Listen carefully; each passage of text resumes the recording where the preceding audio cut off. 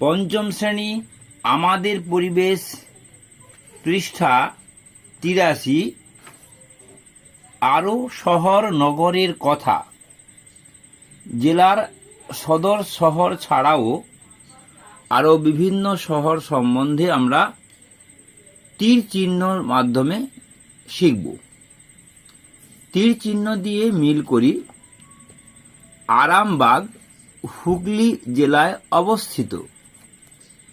কাটোয়া শহর হুগলি জেলার উত্তরে অবস্থিত।